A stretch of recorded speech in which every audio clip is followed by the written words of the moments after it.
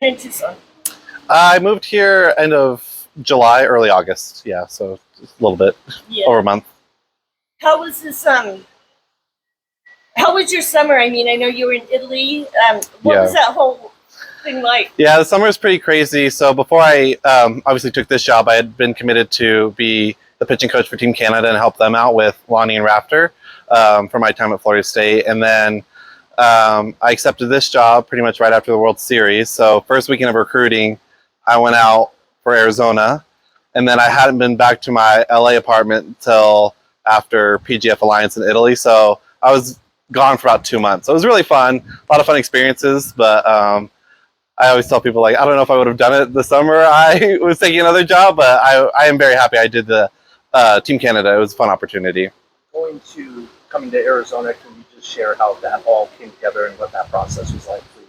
Yeah, so before this, I honestly really didn't know Coach Caitlin at all. I mean, knew her through passing and everything, and we have some mutual friends, but she just called me like around the Super Regional weekend right after we had gotten beat out of regionals and said, hey, I have a job opening up. I'd love for you to interview for it. So I interviewed for it, obviously, and then now I'm here. But yeah, pretty simple. It was pretty fast turnaround too.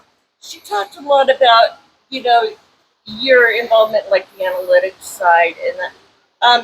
What do you think that brings to a pitching staff? Yeah, I think in order to be successful right now, you have to have analytics on your side. Just the way softball's going. I think hitters are getting better.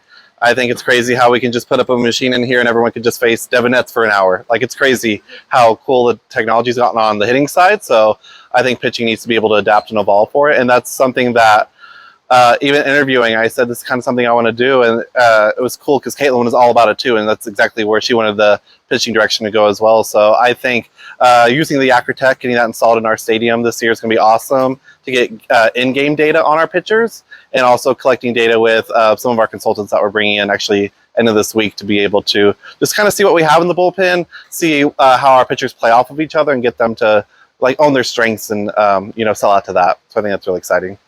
And for Lonnie, you talked about her. Mm-hmm. What'd you get from her? Yeah, Lonnie's my forever mentor. I love her. We keep in touch all the time.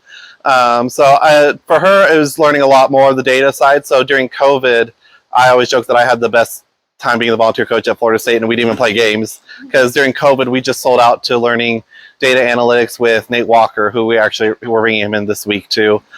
Just kind of learning more of the baseball side of it and how to read metrics, but also how to actually use them and be successful with using a full staff mentality in your bullpen. So that's why I learned that. And so I'm forever grateful to her. We still keep in touch with it. Talk pretty weekly about it too. So that was another reason why I wanted to do Team Canada, is just keep working with her, learning from her, and just keeping, up to speed with everything. So it's awesome. When you look at metrics and the advanced metrics and whatnot, what's the one thing that really stands out to you in terms of high importance for you as a coach? Yeah, so some of the big things I like to look at are just tendencies for your batters. So I think ground ball rate's big when we're facing our pitchers. So I think just understanding, like, one, how much movement is your ball actually creating? Are you creating a +7 rise ball, or is it a +2 rise ball? So everyone can say they have a rise ball, but unless it's that legit movement profile, I have to treat it differently from a pitch calling point of view, from a positioning point of view, from a how long can I let them be in the game kind of point of view too. So that helps me make decisions easier, and then it also helps me understand, like, okay, if I know this pitcher probably has a legit drop ball, but we're facing a drop ball hitting team, how can I put her in a position in that game that she's still successful, and how do I pair her with other pitchers to complement her as well? So just similar to baseball, you have your openers, your starters, your closers. I don't see why we can't have the same thing in baseball or in softball. Like, they get paid millions of dollars for it. Why are we not willing to do that too? You got 7 pitchers this year. Yep. That's a lot to learn about each individual. I mean, how do you approach that? Yeah, we're doing it today. So today's our first bullpens. I've actually got to work with 3 of them so far, but this whole week we're just working on getting to know each other, me as a pitching coach, them as pitchers, and I'm really excited. I was able to see, Brooke and Ryan all summer long. Was able to watch AB a lot during her summer league. And then we brought Miranda on a couple weeks ago, so that was an awesome surprise to have, but we're so happy to have her. And then also just being on the West Coast at my former school and even at Oregon, I know who Devin is. I know who these pitchers are, so I'm very familiar with them on that side. as an opponent. But yeah, we're spending the whole fall just getting to know each other and getting better, obviously. But I'm excited. It seems like they're pretty excited too. And I mean, it's fall ball's coming up really quickly. Yep. Yep. I mean, is that kind of it? How do you feel as you've got this short time to kind of get to know them before you put them out there in front of people? Yeah, and that's what I told them. I said, you know, like, fall ball is going to be awesome. It's going to be great feedback for both you and I. To me, honestly, as long as we're growing, I don't really care what the score is. Obviously, I want to win every game. I obviously want to do that. But, like, to me, if we're just because we won a game, you know, 10-0, if we didn't actually get anything done development-wise on the pitching, I still don't see that as success for me.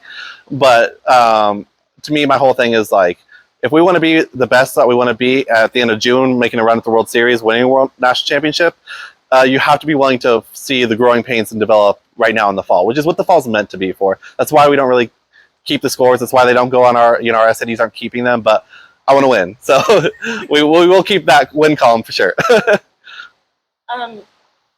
When you think about, I mean, Arizona was a very good offensive team last year, Totally. a very good defensive team, but it really, I mean, the thing that has had the fans and everyone up in arms over the years is pitching. Does that put pressure on you? I mean, you could say it's pressure. I don't mind it. I mean, coming into, I think, any facet of the game, knowing the history of Arizona's legacy of softball, like, every facet of it needs to be at its best, because that's, to me, the standard of Arizona softball. We should be the top in hitting. We should be the top in fielding. We should be the top in pitching. So I don't see it as like a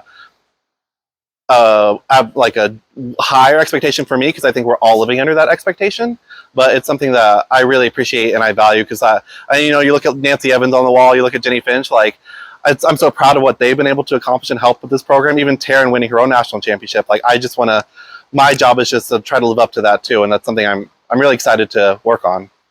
How do you think the landscape of recruiting has changed for softball over the years? Because originally it was mostly out of California. You get the top players out of there, you should be good to go. Yep. But we've seen players like Montana Bouts come out of nowhere and Kentucky and whatnot. How has recruiting changed, and how do you keep on top of it with the game growing?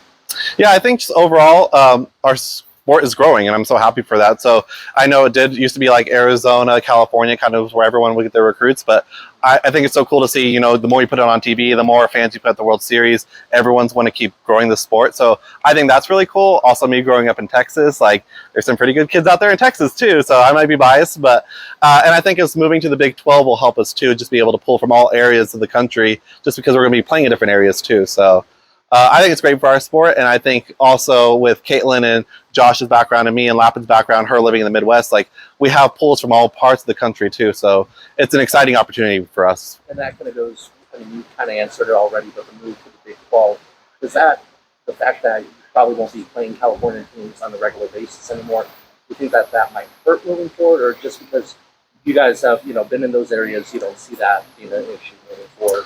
I don't see it moving forward, just because I know, like, we have a lot of respect for the PAC schools, and, you know, like, we've already been kind of been talking about possibly playing a lot of preseason games against them. And so, I mean, Southern California is an always easy place to go play preseason. We obviously host too, so I think we definitely have a West Coast presence for sure. And I mean, we're still going to recruit out of the West Coast, but I think what's nice for us is we are consistently 5 hours away from every game that they play, whereas someone who might go to another school from the West Coast could end up playing, you know, in Florida or like Virginia at some weekends too. So at least we've got that, at least a consistent home base from at least 5 hours.